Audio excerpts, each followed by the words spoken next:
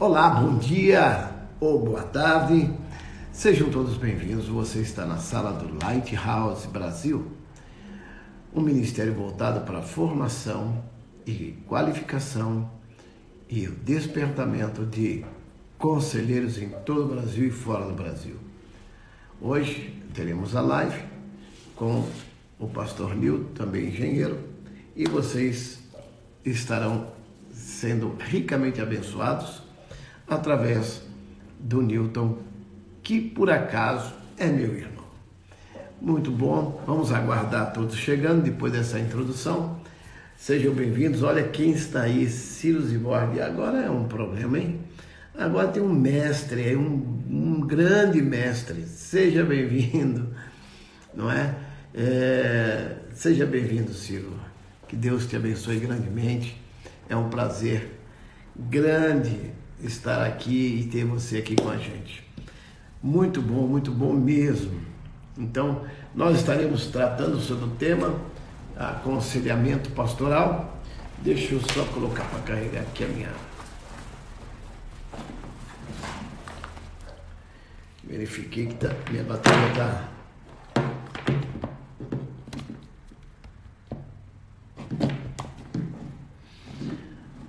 O pessoal vai chegando.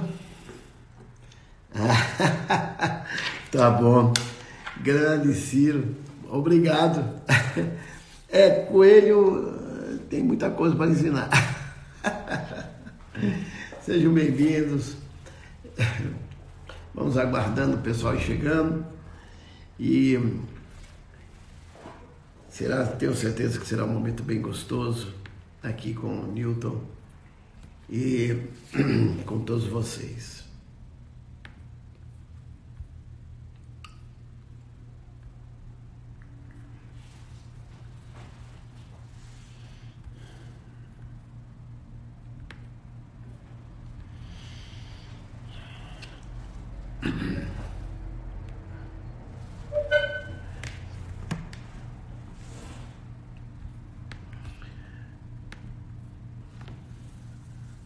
Muito bem, vamos aguardando, pessoal chegando, entrando.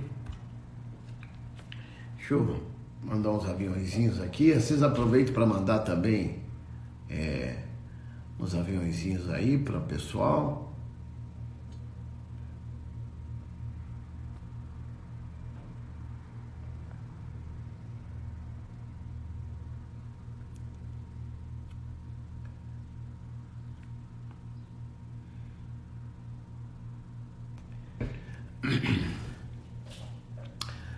Olha aí, aproveite para mandar essa solicitação para os seus contatos também, isso ajuda bastante, né, gente? E já eu já chamo o Nilton para estar com a gente, vou esperar mais um tempinho e a gente vamos avançando.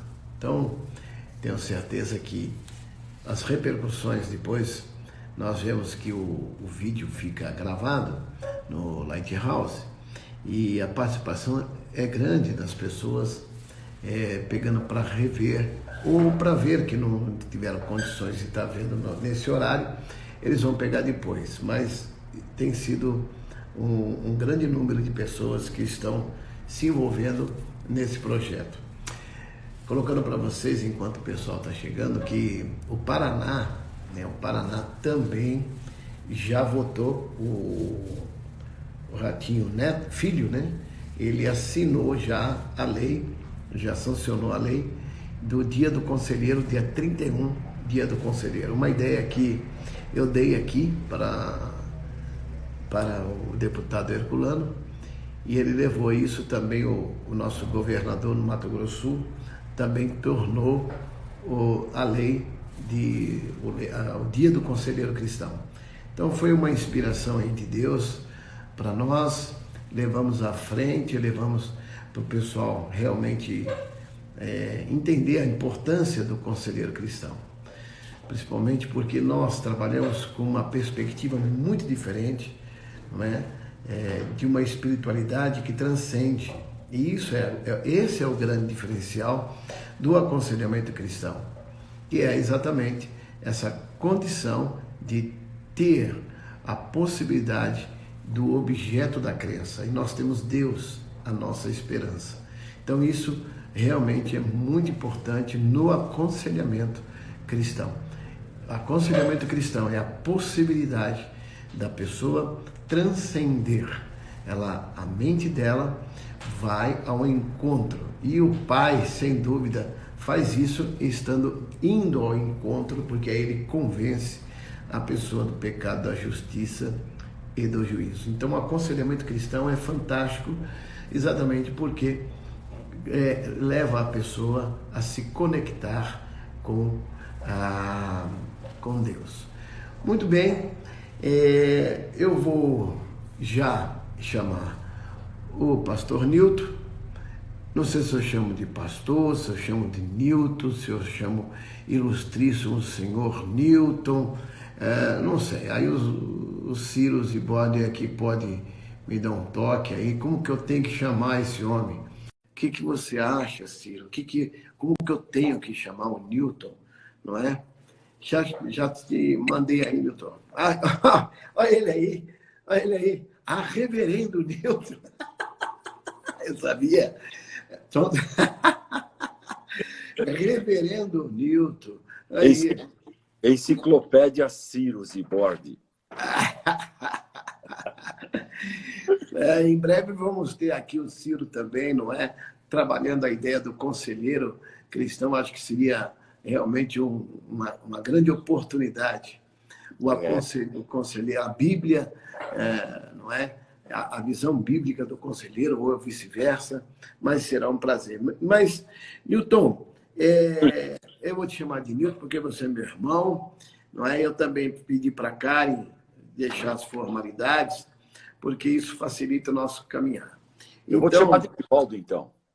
Me chama de Nivaldo também, né? Não precisa chamar de reverendíssimo. Não.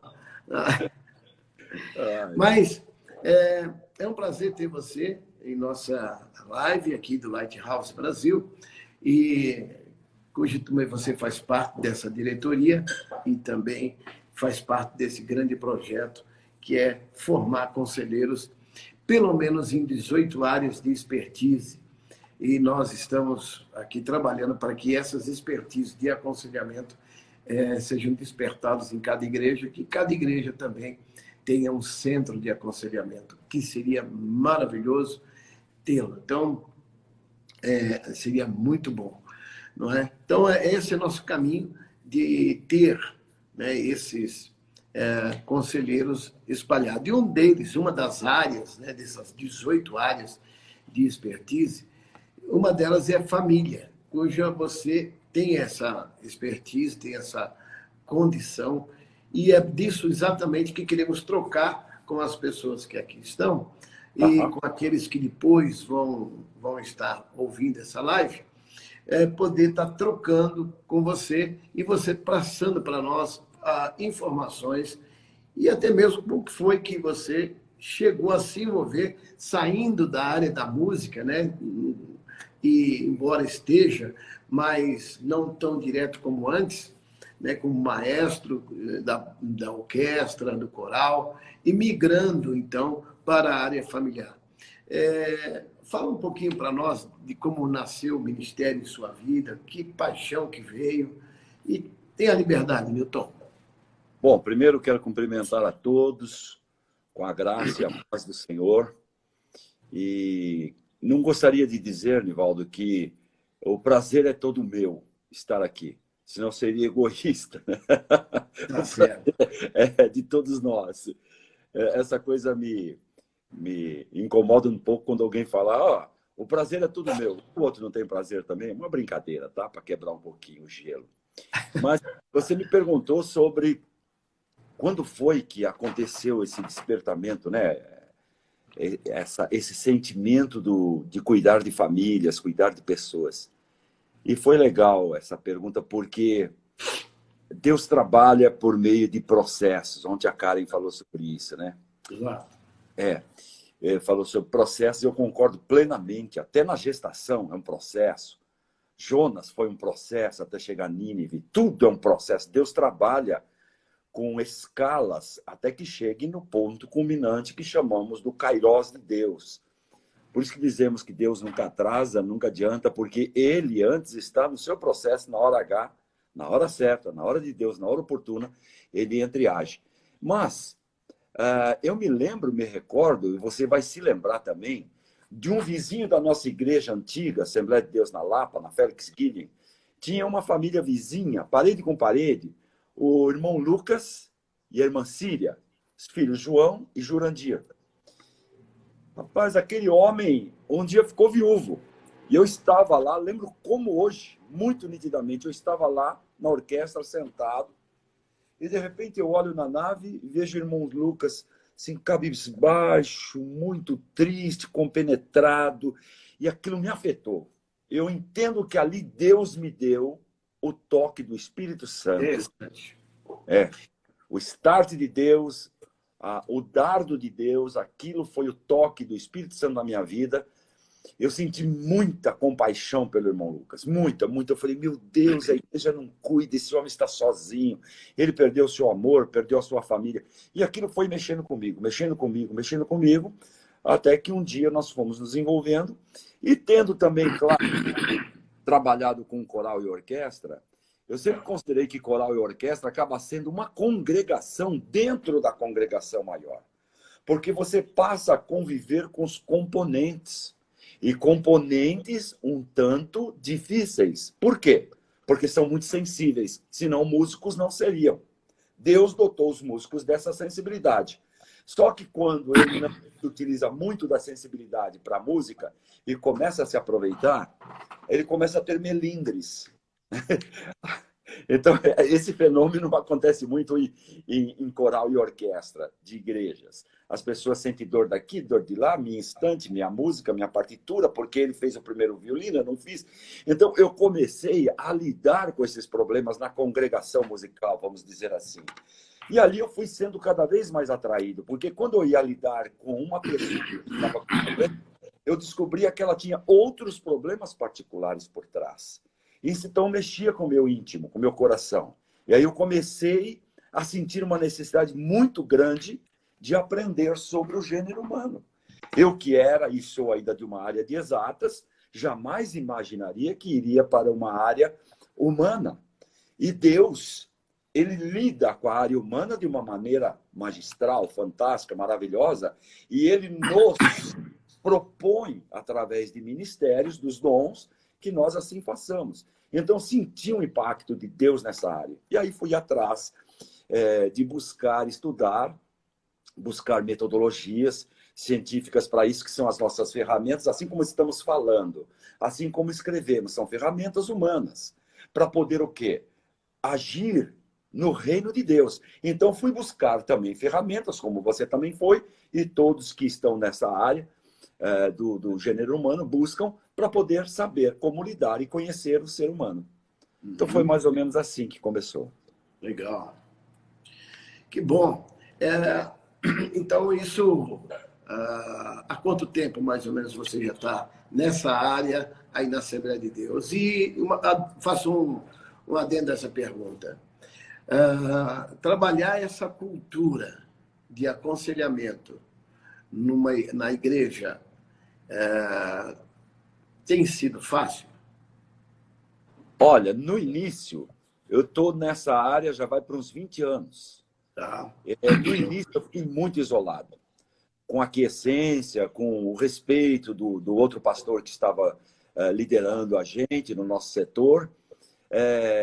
Eu me sentia assim, isolado, porque nunca tive um apego da parte dele, ou até de outros que vieram, porque acho que por respeito me aceitaram e me admitiram.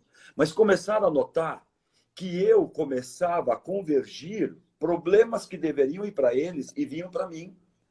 Então, eu estava sendo útil, entendi da parte de Deus isso. E que problemas de disfunção nas famílias, ou em pessoas, ou em adolescentes, começaram a ser resolvidos pela graça genuína e exclusiva de Deus. Deus orientando, estudando, nos preparando, e Deus foi abençoando, abençoando. E aí um caso dando certo, outro dando certo, Deus abençoando, abençoando.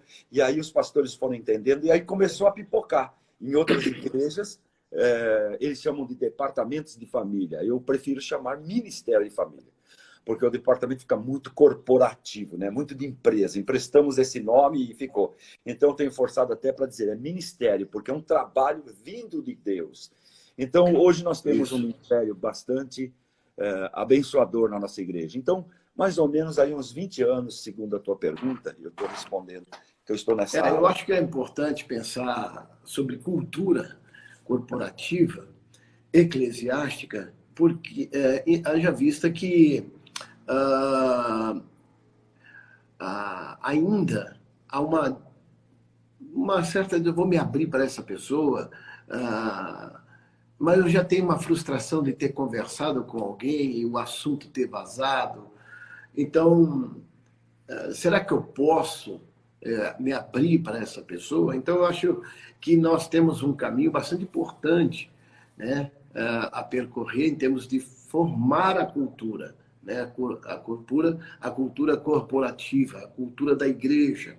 E quando você faz abordagem de ministério, você está falando de dons, e isso é legal, porque é exatamente isso. Então, joia, Newton, então, você vem então trabalhando, e como que você vem implantando essa cultura, né? Só para o pessoal entender o que eu estou colocando, a cultura é algo que ela está por trás, né? É um valor, e o valor ele não é escrito, ele está presente, mas não está escrito. Como você casa e não tem regimento interno, e tampouco você tem uma ata, não é? Então você tem o quê? Um registro que casou, simplesmente. Mas tem um valor ali que, se quebrar, o valor se perde. É um valor que já foi estabelecido e que é o valor do respeito ao outro, o não adultério, por exemplo. Então, quando quebra um valor, quebra toda a estrutura. E para recompor a estrutura é muito difícil. Então, é nesse sentido que eu falo de valores, a implantação de um valor e que precisa ser colocado. Como você trabalhou isso? Então, você está falando o valor do ministério dentro de uma denominação Exato. inerte para essa área, né? Porque É, eu lembro muito bem que muitas pessoas iam buscar ajuda eclesiástica, vamos falar assim, chegava depois do culto ali no púlpito, e ali já orava, Deus vai abençoar, e ficava no âmbito da oração, até logo. E eu entendia que não era isso. Eu entendia que Deus colocou pessoas para ajudar pessoas. E tem um texto áureo que eu digo para todos que ali chegam, quando eu faço a primeira abordagem, eu explico primeiro da confiabilidade que nós teremos. Eu deixo a pessoa muito segura disso.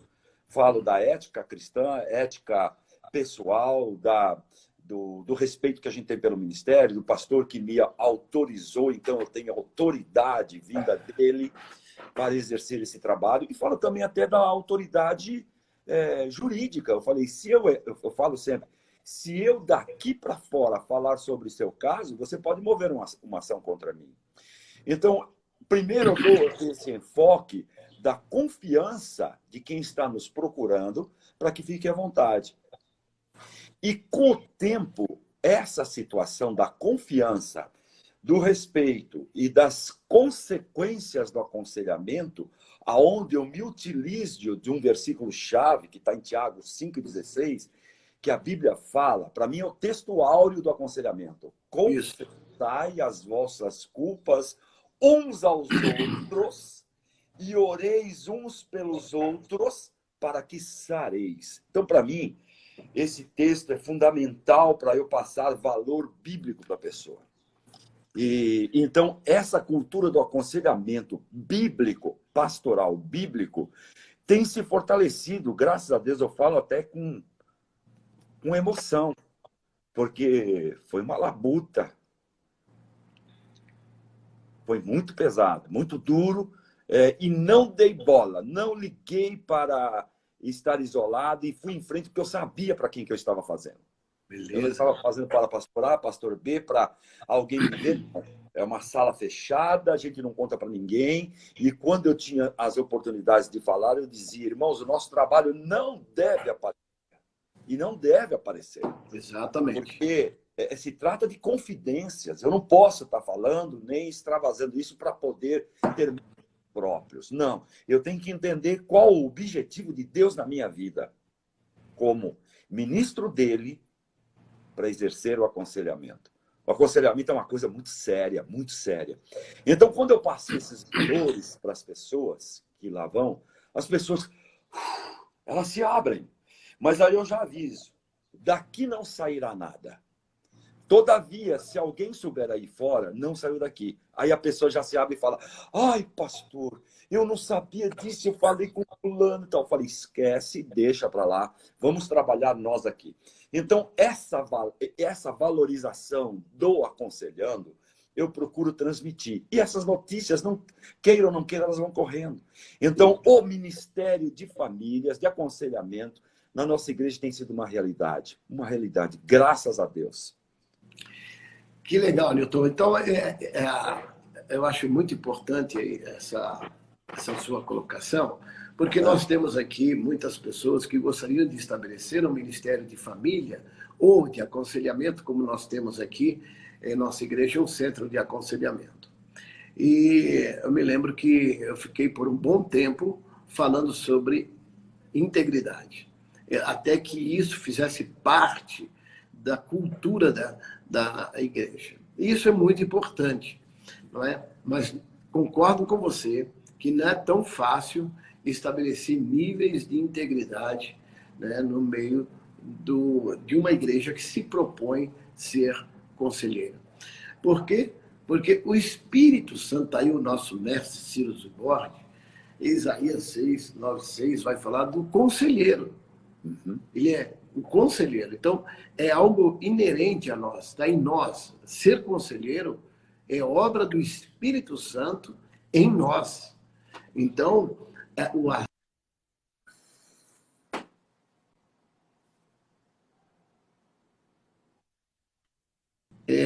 que teve uma chamada e me interrompeu aqui, desculpe, gente. Tá. Então, a importância do ministério de aconselhamento na igreja, ora fosse todos conselheiros, embora todos tenham o Espírito Santo, tenham o Espírito conselheiro dentro de si, né? Então, isso foi bastante importante, e entender que aquele que vai estabelecer um ministério em sua igreja, ele tem que atravessar por essa grande barreira cultural que é a desconfiança, a falta de integridade. Um outro aspecto que eu vejo bastante importante é como se trabalhar dentro do Ministério de Família, né? Você acabou de falar sobre o primeiro contrato, né? Eu achei interessante você abordar que a primeira reunião você estabelece um contrato, e esse contrato ele é fundamental para depois o sucesso de todo o tratamento, de todo o aconselhamento. Se não tiver esse bem trabalhado, esse contrato que você acabou de mencionar, prejudica todo o trabalho. Fantástico. Então, eu gostaria de colocar para você agora que tipos de técnicas você utiliza, ou ferramenta, como que você aborda isso? Ou você vem empiricamente, vou ver o que o Espírito vai mostrar e tal, ou você vem também com alguma técnica ou ferramenta que possa auxiliar a sua interpretação. Sabemos que as duas coisas estão caminhando. Está caminhando o aspecto humano e está caminhando a obra do Espírito agindo também, sem dúvida. Bom, aí quando a gente faz essa primeira abordagem e coloca a pessoa a acreditar no trabalho da gente, a gente mostra a cara e mostra o que você falou, achei legal você chamar de contrato, é como se fosse um contrato. Não está escrito, mas está pactuado ali. Exatamente. Eu dou muito valor a isso e oriento a equipe para que nós trabalhemos assim. Ali, então, quando começamos a entrar no assunto, eu faço algumas perguntas capitais. Para todos eu faço essas perguntas. Para analisar, eu nem sei do caso, mas quando eu analiso a resposta, mais ou menos eu já sei o que está acontecendo. Primeira coisa que eu pergunto, como está a sua vida cristã dentro de casa? Como assim? Você lê a Bíblia? A pessoa fica sem graça? Às vezes. Você tem culto doméstico? Não temos. Vocês oram ali para se alimentar, agradecer a Deus? Ah, não, a gente almoça cada hora um. E à noite, não tem oportunidade de jantar juntos e orar? Vocês não têm costume de orar juntos em casa? É uma resposta imediatista, imediata e infalível. Ausência total da comunhão com Deus através da palavra e da oração. Então, é claro que estão ali por não conhecer as Escrituras. Erreis muito não conhecendo as Escrituras. Então, quando nos procuram, é porque a base cristã está falida. Então, sim, eu entendo e acabo criando no percurso do tratamento um discipulado também. Porque a pessoa não tem discipulado. Aliás, lamentavelmente, muitas igrejas falham no discipulado autêntico. A busca realmente da pessoa entender o que está fazendo diante de Deus e como deve permanecer. Então, as primeiras perguntas são capitais para eu já entender aonde nós vamos chegar.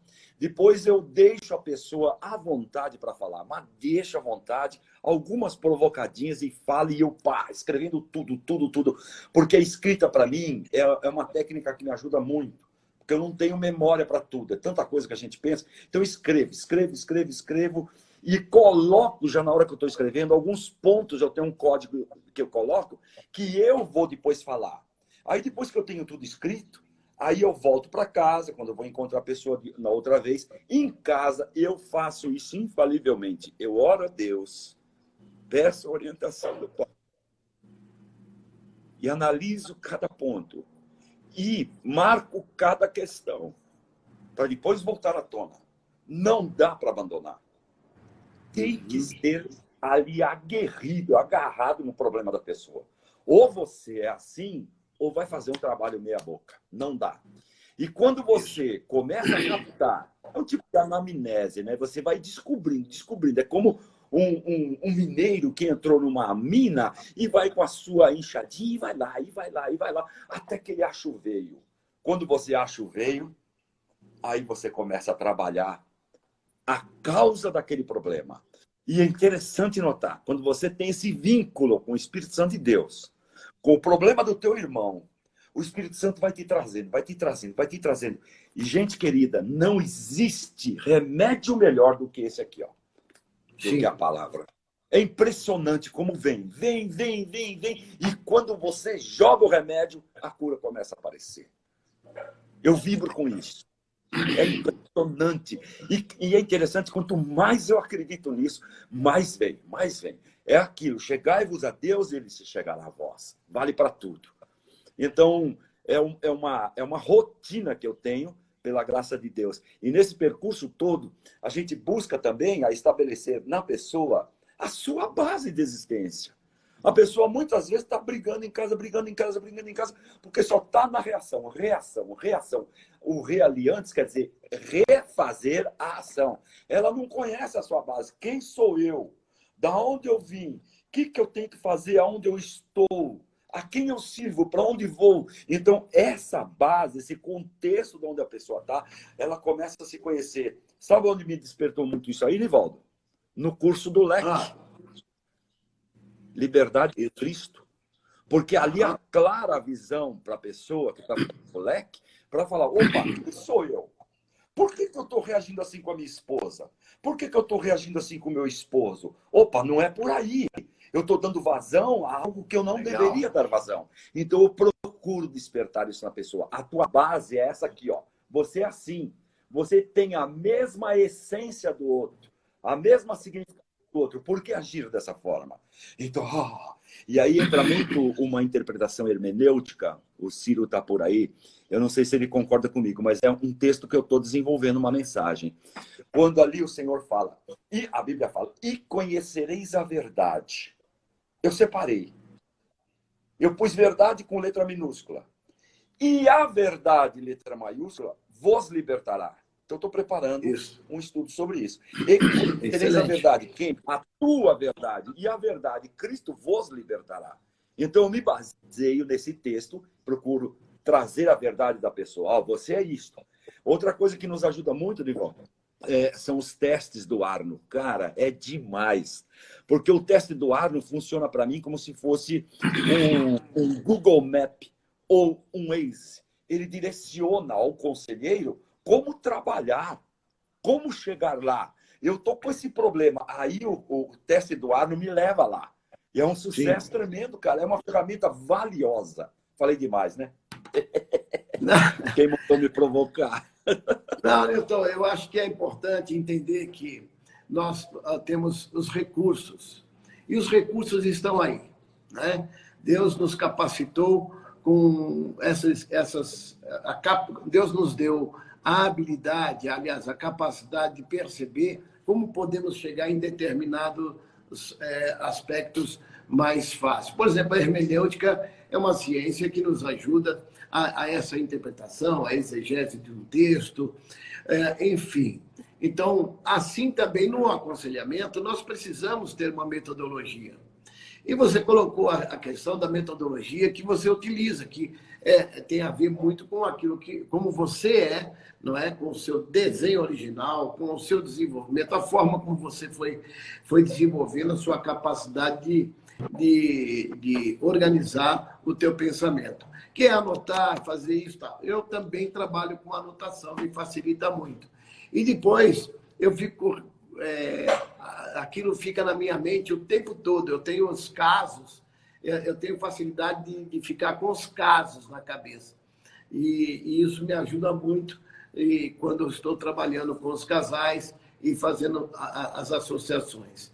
Mas você trouxe uma forma. O que é importante é saber que tem que ter uma forma, né? Há a possibilidade, inclusive, de você pedir licença. Eu geralmente peço licença. Eu posso anotar? Você tem alguma dificuldade com isso? A pessoa diz que não. Ou gravar. Posso gravar? Você me autoriza? Isso é uma coisa para eu ouvir novamente, fazer meus apontamentos e a gente preparar nosso próximo encontro. Desde que a pessoa autorize, não há problema nenhum. E aí isso eu fica faço isso também. resolvido. Desculpa. Não, fica à eu vontade. faço isso também. Eu gravo. A gravação é demais, porque ela depois me dá a ideia da emoção da pessoa na hora, mas sempre autorizada. Sempre.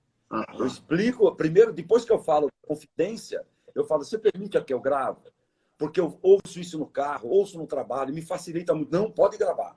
Então, fica tranquilo com isso também. É um comportamento que eu também tomo. Isso faz parte dessa primeira sessão de aconselhamento. Sempre esses contratos, eles vão com essa... porque aí libera a tua abordagem. Mas você citou, né, uma das técnicas que nós oferecemos aqui, que é exatamente o curso Desenho Original, e que trabalha os temperamentos, os cinco temperamentos.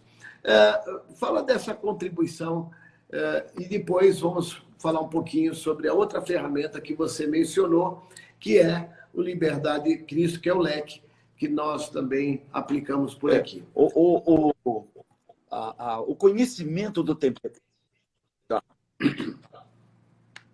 Tá. Oi? Eu entendo, e a Giane, minha esposa, para quem não sabe, a Giane, ela é psicóloga, ela trabalha externamente e também comigo no mesmo ministério. E a gente conversa muito a respeito disto. Nós dois fizemos o teste do Arno, Conhecendo os Temperamentos, e é impressionante a bênção que isso é para nós. Eu oriento, sugiro, todos que trabalham com temperamento deveriam fazer o teste de temperamentos, né? Que o quinto eu vim aprender no trabalho do Arno, né? Isso. E a gente acaba entendendo esse lado de Deus para o ser humano, que Deus gerou lá no Éden, Adão e Eva, temperamentos abençoadores para ele e para ela. E a gente não sabe direito os temperamentos deles, a gente tem uma noção, assim como a gente fala de Pedro, que era um sanguíneo, Paulo um colérico, assim por diante, dados os seus comportamentos, né? Mas Adão e Eva, para mim, são ícones das descobertas, porque eles não nasceram, eles não foram gerados de pai e mãe, eles não foram crianças, eles já se tornaram adultos de bate-pronto. Então, é uma coisa inédita. Todavia, quando pecaram, aí sim o temperamento dos dois ficou na melhor versão e na pior versão. E nós ficamos brigando direto com isto.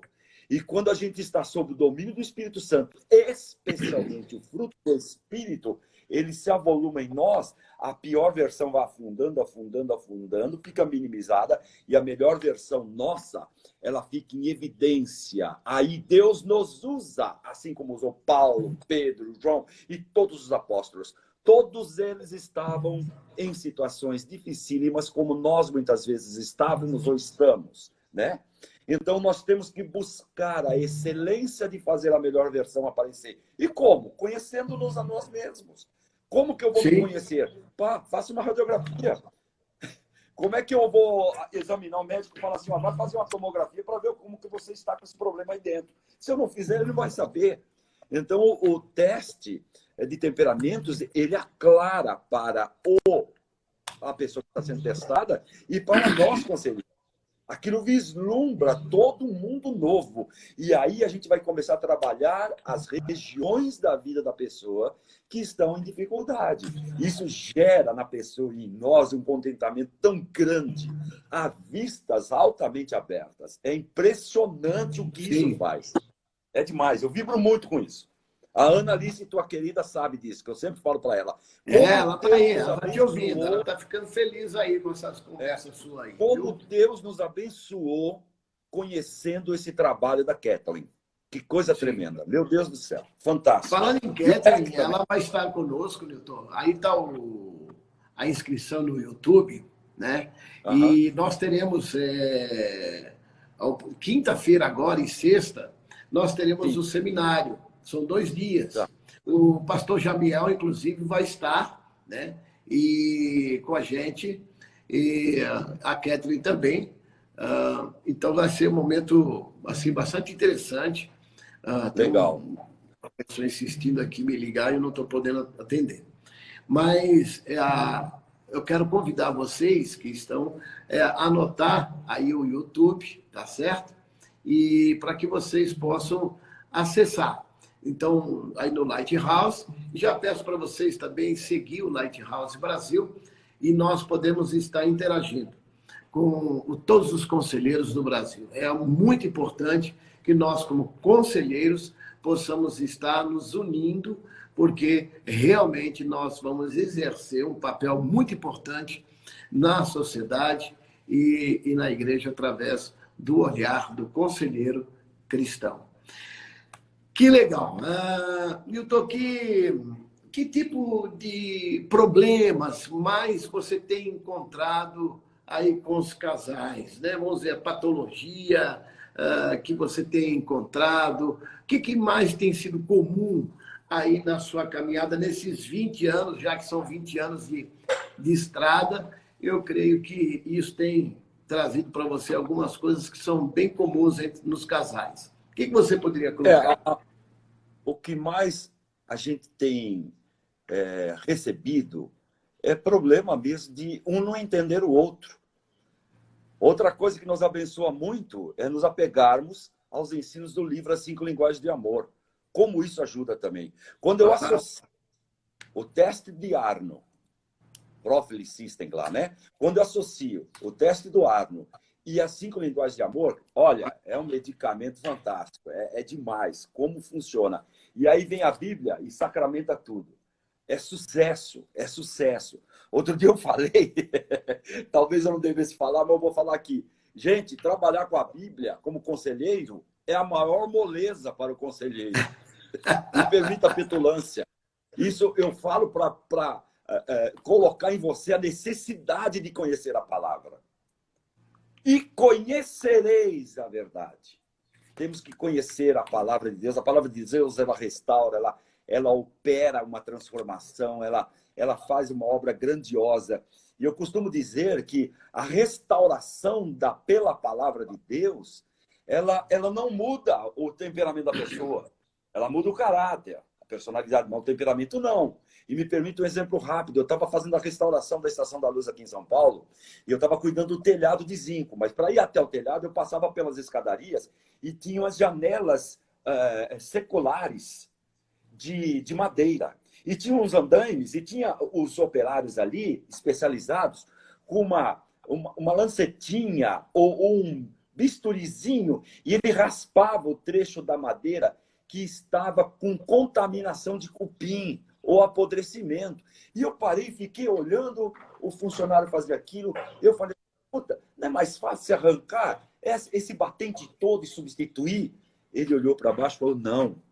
O CONDEFAT não permite trocar a originalidade dos materiais. O CONDEFAT é um órgão que concentra os poderes sobre os próprios municipais, estaduais, e mantém a integridade original. Ele não permite. Todo projeto de restauração tem que passar pela aprovação do CONDEFAT. Bom, na hora que ele falou isso, ele me falou, nós temos que tirar o que está estragado e buscar uma madeira na praça com o mesmo pH, com a mesma espécie, e enxertar aqui, dar acabamento e envernizar. Na hora, o que você acha que o Espírito Santo falou? Assim eu faço com você. Eu tiro a parte que não está boa em você, que está cheia de cupim, está com apodrecimento, e eu vou lá e restauro, e transformo tudo de novo e não mudo você. Olha que coisa linda. Então, Olha isso só. eu tenho que pensar. Pessoas que precisam de restauração na nossa sala de aconselhamento. Eu preciso pensar que eu tenho que descobrir aonde está o cupim, aonde está o apodrecimento, onde está a contaminação, e chegar lá pelo Espírito Santo, arrancar e colocar tudo novo. Glórias a Deus. Que bom. Então, você me traz uma imagem que eu costumo falar quando estou dando aula sobre a área de aconselhamento, ou falando sobre isso, que o papel do conselheiro é um restaurador. Quando eu falo principalmente de quem sou eu, né? Eu sou um restaurador de sonhos e um promovedor de visão. É assim que como me defino. Então, como restaurador de sonho, nós temos que ser como um restaurador mesmo de um quadro, né? Então, eu tenho que utilizar uma talhadeira de agulha e um martelo de espuma e trabalhar porque o tempo de restauração não é nosso, é o do outro. Então, às vezes demora mais do que pensávamos. E aí a pessoa tem o seu tempo de assimilar aquilo que foi trabalhado. Porque nós tiramos uma mentira de Satanás e colocamos a verdade de Jesus.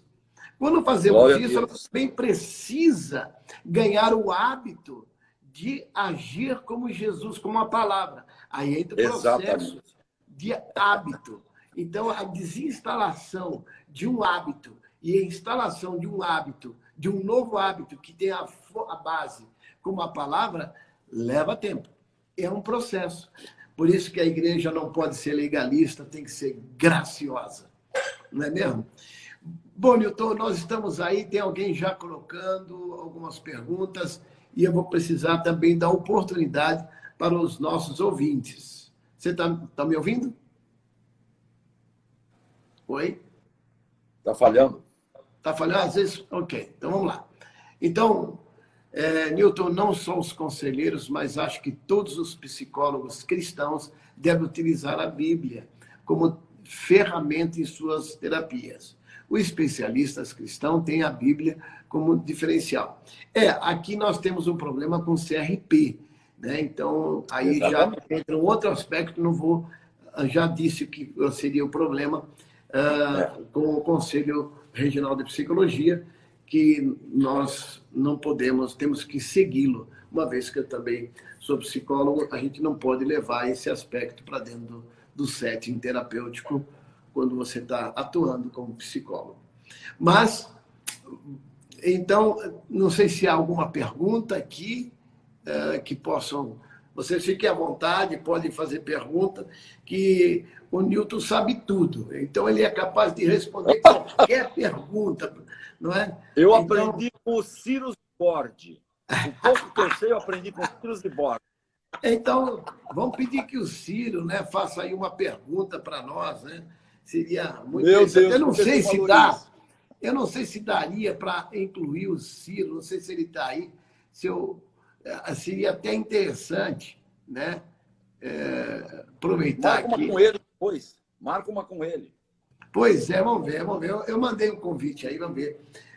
A gente tem menos de 10 minutos. E eu gostaria de colocar mais uma pergunta, né? Quando as pessoas, né? Aliás, de que maneira você costuma trabalhar? Você tem uma equipe? Você formou uma equipe? Você trabalha isolado, sozinho? Você e a Giane só? O que vocês Não, entendem que poderia? tá. Eu, há um tempo atrás, eu estava assim, eu comecei a contar. 1, 2, 3, 4. Cheguei a 10 médicos na igreja. A Uhum. igreja é um pouco grande, né? E então tinha médicos, psicólogos, advogados. Eu falei, por que não atrair esses profissionais e montar realmente uma equipe de trabalho? Marquei uma reunião, falei com o nosso pastor, chamei a equipe e eles foram unânimes em se agregar e entregar o seu trabalho voluntário. Então, eu tenho psicólogos, eu tenho psiquiatra, que é a filha do pastor Jair, doutor Jair, que é médico, tenho psicopedagogos, tenho psicanalista, tenho advogados, nos ajudam de uma maneira fantástica, fantástica. Eu não tenho um problema, pelo contrário, eu tenho soluções.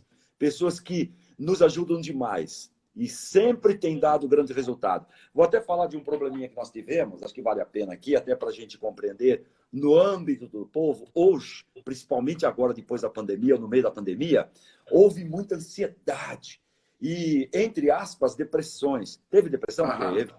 Então, as pessoas, sabendo que a doutora Lília era psiquiatra, a abordavam na igreja, antes da EBD ali, ou depois da EBD, antes do culto. Ai, doutora, eu preciso de uma receita porque eu estou com depressão. E ela foi se queixar comigo. Eu falei, olha, vamos gerar uma disciplina. Todos que te procurarem, manda passar pelo ministério para que haja uma conversa comigo e com a Giane. Então, nós fomos obrigados a concentrar uma triagem, entre aspas, para poder entender o problema da pessoa e aliviar a carga da doutora Lília, psiquiatra. Porque estava tendo muito disso. As pessoas vêm até nós e acham que a gente é varinha mágica, que faz assim, Aham. que chama comprimido, né? E acha que já vai resolver. Olha, diminuiu demais. Porque muitos que vieram, nós passamos a fazer entender que o problema não era de psiquiatria, nem de depressão, era aconselhamento plenamente. Então, isso foi uma coisa importante que trabalhar em equipe nos ajudou. E nós estamos aí, pode ficar para uma outra oportunidade, não vai dar tempo, de um projeto grandioso para atender todo o nosso setor em todas as faixas etárias. Legal. Crianças, adolescentes, jovens, jovens senhores, jovens senhoras, idosos e descasados. Temos muitos descasados na igreja. Ou divorciados que se casaram de novo sem ter o efetivo relacionamento social e de igreja. Então, nós temos muitos problemas nessa área que agora nós vamos encampar tudo isso em todo o nosso setor, para que as pessoas tenham uma Legal. ideia. Nós temos uma igreja central e 50 filiais, 50 congregações que nós abarcamos. Que legal. Isso vai ajudar muito. Podemos estar trocando a nossa expertise aqui na área de Claro. aconselhamento, que é uma das coisas que o Lighthouse vai prestar serviço para todas as denominações, como trabalhar e implantar um centro de aconselhamento nas 18 horas, nas 18 áreas de expertise, né? Tem aí duas perguntas. Pastor Newton, qual a estratégia de utilizar uma sessão de aconselhamento onde um dos cônjuges já está decidido a se separar? E a segunda pergunta é de uma doutora, e ela diz aí, como proteger a sua própria integridade? Analise, entendeu? Você conhece? Não conheço, não. Tá Eu bom. acho que era a pessoa mais certa para responder isso.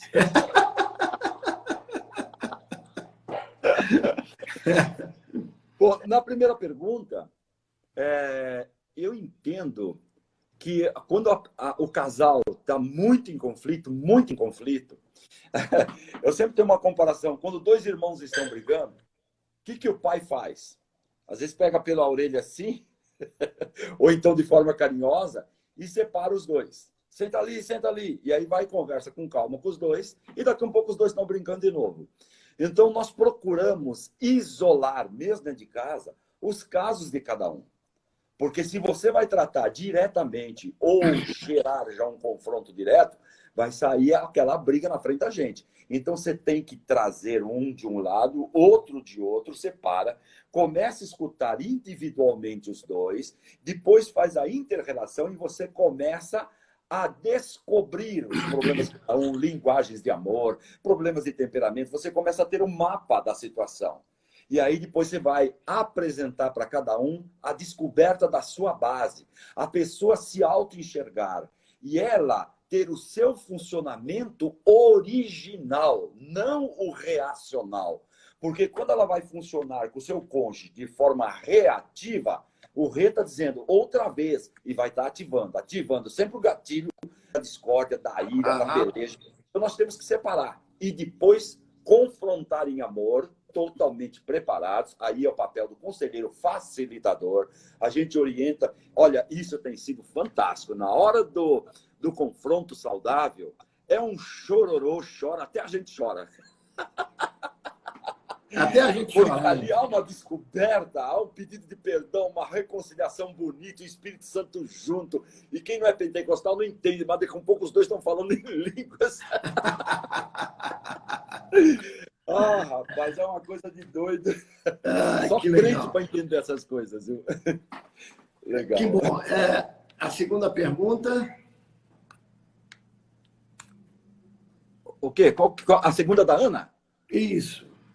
Como proteger a integridade da gente? É isso? Isso. Olha, eu acho que vai muito da personalidade adquirida de cada um. Deus me deu, acho que por isso que ele me colocou para trabalhar nessa área já com bastante idade, que eu cresci muito desde a minha mocidade, eu mudei muito. Deus foi me lapidando. E quando eu me senti preparado, eu me entreguei para esse novo ministério. Que para mim é algo que me surpreendeu, eu me sinto feliz. Acho que não tem felicidade maior do que ser dirigido e ser funcionário de Deus. Você trabalhar para o reino é algo inexplicável em termos de satisfação e felicidade. Oi? Só interrompendo, tem uma parte inicial que eu corri aqui agora com o dedo, puxando. Está aqui, considerando a importância do relacionamento do conselheiro com Deus, como... Aí vai trabalhar como considerando a importância do relacionamento do conselheiro com Deus. A questão, aliás, e a questão aí da integridade. Como proteger a sua integridade. Eu acho que é isso que ela quis colocar aqui. Então, acho que é isso. Considerando a importância do relacionamento do conselheiro com Deus. Então, a pergunta está em duas partes aqui. Tá? Eu entendo que o inimigo das nossas almas... ele tanto te ataca na fraqueza, quanto o quanto você está trabalhando para o reino de Deus. Na fraqueza, eu me lembro de Jesus. Jejuou 40 dias. Quando ele estava fraco, de fome, o que o diabo vai e apresenta para ele? Olha, transforma as pedras em pão. Era tudo que ele queria. Então, a integridade de Jesus pôs o diabo em retirada. Então, eu tenho que pensar, quando eu estou fraco, eu tenho que utilizar o quê? Também está escrito, nem só de pão viverá o homem. Eu tenho que utilizar a palavra para me proteger na fraqueza. E também usar a palavra para me proteger no momento em que estou trabalhando, porque sei que o diabo vem para cima da gente. Nós, eu costumo dizer, não sei se você já disse alguma vez, nós estamos trabalhando no ninho de Satanás. As intrigas, as querências, as porfias, tudo lá do fruto da carne, né? Então o diabo vem doido para cima da gente. Então você tem que ter vida de oração, comunhão, palavra.